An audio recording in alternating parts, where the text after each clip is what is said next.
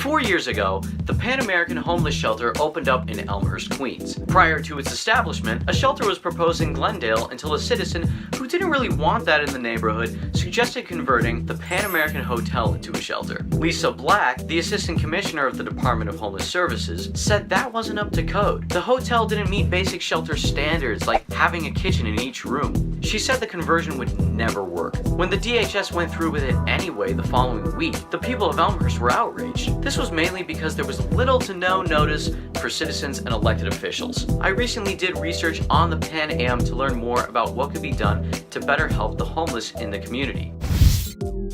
People tend to be afraid of the homeless because they give into stereotypes. Not all homeless people are the same.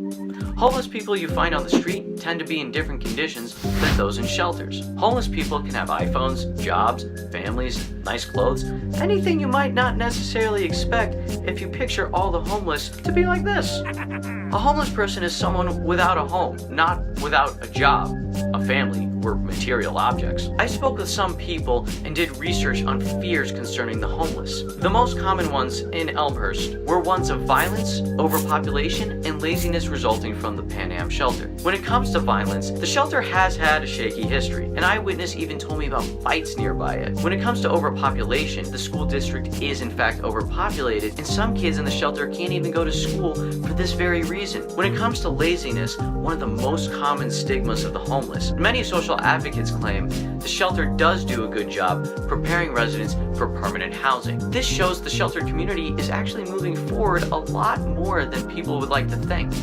Like I said in the beginning, I looked into what could be done for the homeless. Along the way, I learned about different advocacy groups, like Young Governors. These guys are a youth-oriented program that works on improving the community. Every year, they do hard work to tackle an issue in Elmhurst, and in 2014 and 2018, they work to tackle homelessness. They also grow organic produce for the New Life Food and Clothing Pantry, which provides physically and emotionally for the low-income and homeless of Elmhurst. Elmhurst United is a civic group whose primary goal is also community improvement. They originally opposed the homeless population entering into town. Soon enough, they went on to protest for homeless rights when they saw the shelter wasn't up to code. In reality, their beef is with how the government handles things, not with homeless people themselves.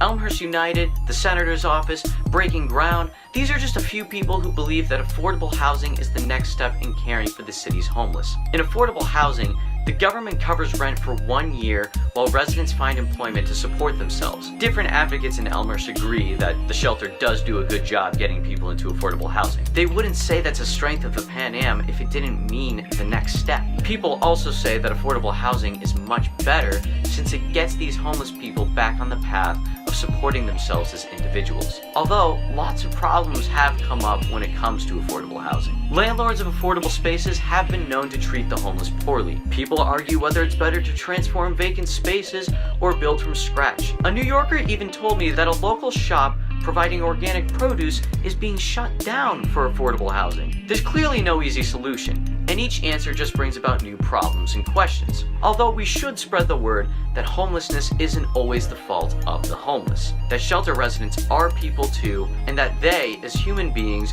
deserve non-violent living conditions where they can eat, sleep, and have the opportunities America promises to all people.